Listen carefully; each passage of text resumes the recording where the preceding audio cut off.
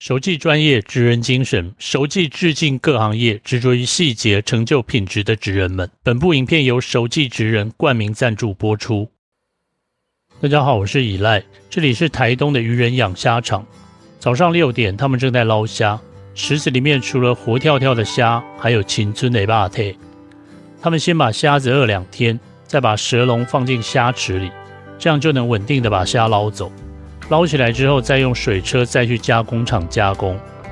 我之前有部影片去台南拜访漂流上岸的白师傅，听说他用的养殖真鲷品质很好，我就请他给我联络资讯来拍摄。渔人原本是在台东用纯海水养虾，在捕捞运送虾子的时候会有损耗，所以他们就把死掉的虾子拿来喂鱼。这是渔人位于宜兰的养殖场。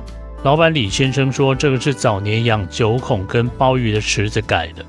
这个池子很深，有 2.5 公尺，可以一次养很多鱼。旁边不远处就是海滩，这里也是抽海水来养鱼，有养2种石鲷鱼，还有真鲷、海鲢、鲶鱼。这种是条纹石鲷，目前还很小。这种是斑石鲷，比较怕人，看不太清楚。这个是真鲷，就是嘎啦，这个尺寸差不多是1台斤到1公斤之间。这个真鲷不怕人，你走过来，它会以为你要喂它，全部都围过来了。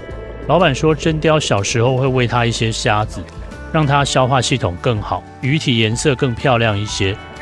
他们的真鲷的数量最多，一般是卖给加工厂、餐厅或卖给海钓场。这一池是鲶鱼。原来鲶鱼也有养殖的，我第一次看到。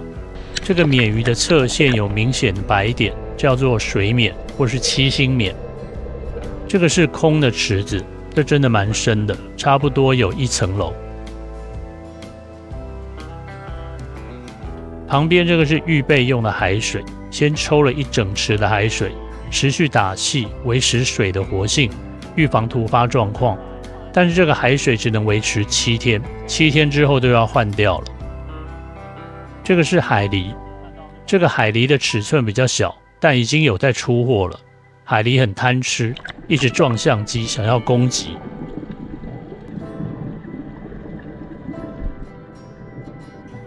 今天他们正好要寄台南漂流者的真鲷，我来看一下这个流程。白先生，我帮你验货咯，这一批很纯啊。出货前2天就先移来住套房，清空肚子，捞出来破坏脑子。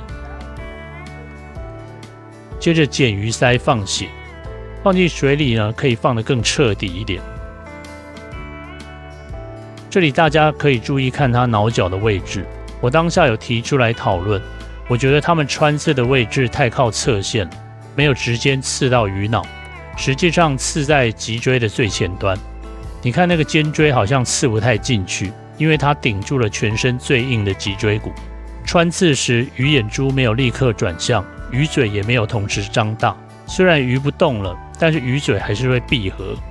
讨论啊，这是纯粹讨论，没有引战的意思。放血一阵子，鱼彻底死亡之后，体色就明显变淡了。在打包前先泡冰海水，让鱼降温。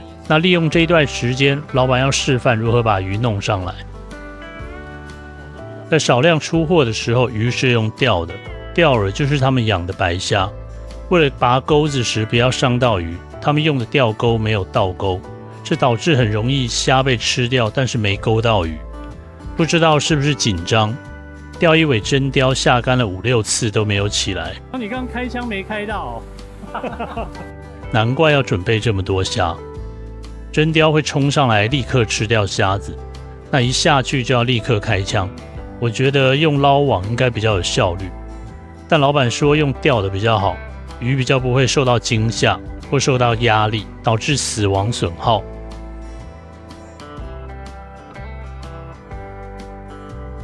终于钓到真鲷了，这条我要带回家。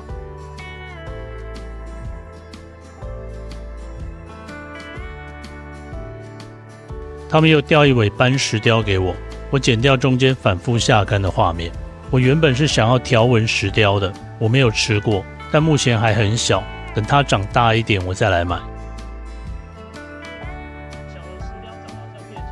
刚刚活地的那一批真鲷，在泡过冰海水之后，鱼体已经完全降温，颜色又回到了鲜艳状态。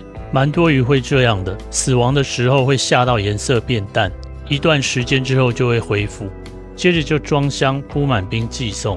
在运送的途中，鱼就会进入僵直期，到货时状态可能比野生捕捞的还好，也不会比进口的差。我回家来处理刚刚钓起来的鱼，你看这个真鲷的鱼鳍都比较短，因为养殖的环境拥挤，鱼鳍尾巴很容易摩擦断掉。我以前听说野生的真鲷身上才有蓝色的斑点，但是这个养殖的身上一样有蓝色斑点，所以这个说法可能不太正确，可能看鱼鳍会比较准。这个是石鲷，野生的石鲷我吃过几次，养殖都没有吃过，我看不出其中的差异。从养殖场到我家只需要30分钟，回来鱼体都还非常软，还没有进入僵直期。这个时候来做放血，应该可以放得非常彻底。先挑选合适的针头，小一点没关系，不能太大，会把血管刺破。这个血水源源不绝地喷出来，瞬间打通任督二脉。我觉得这种岸上养殖的模式跟海里养殖最大的不同，应该就是处理的及时性吧。在岸上的环境稳定，能够把处理的细节都照顾到，来做生食的话，风险还能再降低一些。养殖的鱼都是充满内脏脂肪的，肚子里面满满的油。纯就肉质来说的话，这个应该很受市场欢迎才对。石鲷虽然这么小尾，但鱼鳍已经很粗很尖锐了。很久没有处理这么小的鱼，不知道我的针还能不能用，找最细小的试看看。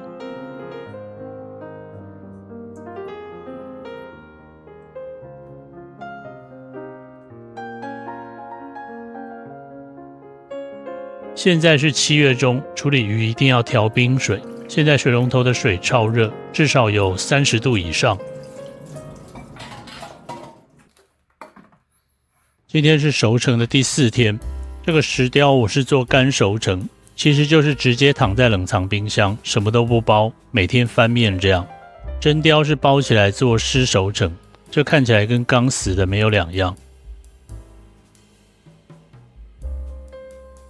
我第一次吃到养殖的真鲷，也不一定啦，应该是说第一次吃到承认是养殖的真鲷。我希望有机会吃更多养殖鱼的生鱼片，这样子我才能更明确地分辨出其中的差异，同时也比较看看那些外国进口的养殖鱼有什么不同。这个是脑角留下来的洞，我用筷子伸进去比对了一下。这个顶住的地方就是脊椎的最前端，这个骨头靠上面呢是鱼的神经，刺穿神经让鱼完全动不了，但这不是鱼脑，鱼脑在更前方的上面一点。我把鱼头对半剖就能看得比较清楚，这个地方是鱼脑，在眼睛上方，鱼脑被拉到另外一边了，跟这个穿刺点呢有一点点落差。就食物讨论呢，鱼脑死跟全身不遂在肉质上应该是没什么差异的，效果都是让鱼死的时候不要一直挣扎，借此保留更多的 ATP， 做生食的时候肉吃起来更甜。那操作上瞄准脊椎是比瞄准鱼脑容易得多，因为鱼的身上有侧线嘛，对其侧线来操作失败率比较低。缺点是穿刺脊椎之后呢，鱼还是会有一些挣扎，理论上鱼还是会感觉到痛苦，但总比放在地上给它窒息死亡好得多。我发现真鲷的肉里面有蛮多黑色的微血管，像石颅啊、大竹梭啊也经常会有，不知道这是什么原因造成的。我以前吃野生的真鲷没有这么多，这个石鲷就几乎没有任何微血管了，肉色更白，很漂亮。我听燃烧日料的老板说，日本养殖的真鲷就不会有黑色微血管，应该是他们掌握了什么秘诀。这次我只放了4天，想要测试养殖鱼的甜度。鱼的水分还很多，鱼皮很容易就拉掉了。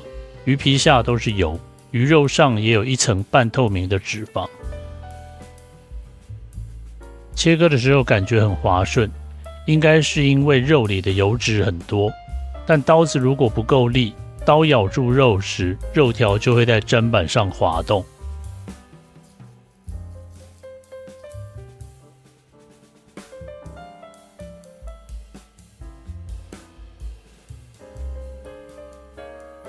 靠尾段跟腹肉的部分，我切成小小块。我想要做酱油渍茶泡饭，切一点9层塔放进去一起腌制，香气可以解一点油腻感。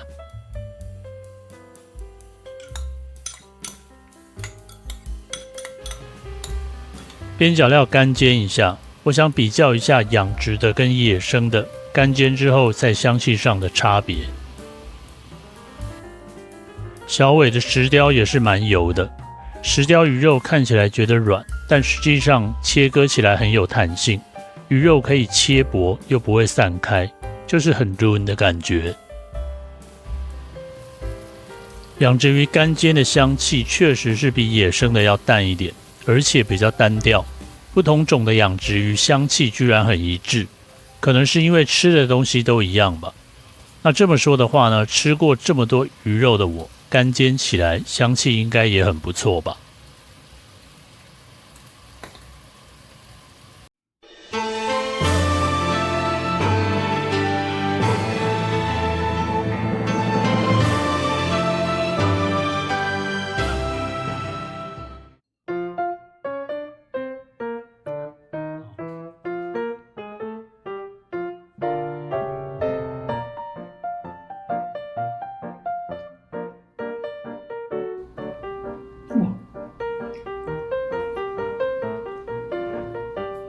甜味很足应该是我没有放很久，我没有熟成很久，吃起来甜味很够。它的鱼肉没有往下煮，很有弹性。5、6日第4天放了4天，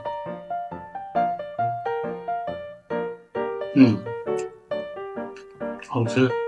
这个是石雕，看起来差不多，不讲的话其实分不太出来。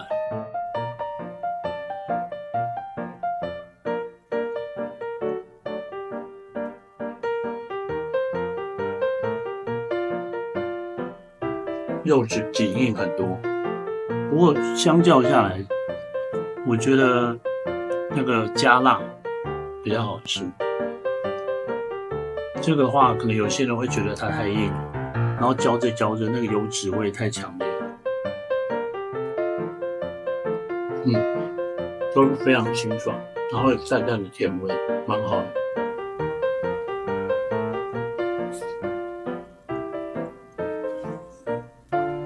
口感非常好，油脂感很强，但是可能是养殖的吧，它的那个干煎过后的香气啊，的确是比野生的少一点。野生的鲷鱼这样干煎完以后会有很强烈的香气，这煎完香气就比较少，但是口感、甜味啊、油脂感都是很好的，所以吃起来非常酥嫩、滑，蛮好吃的。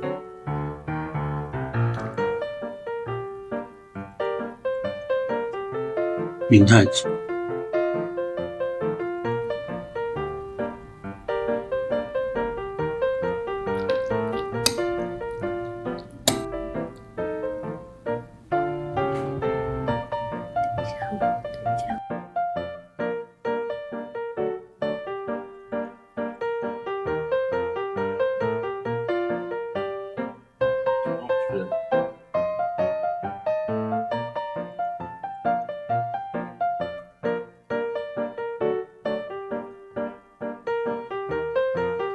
这就像是那个清爽版的屏东饭汤，好吃，没那么热。对啊，而且它它那个茶泡饭的那个汤我已经放凉，对，我半小时前就泡了，所以这个汤是温的，所以没有那么热。来，你吃一口。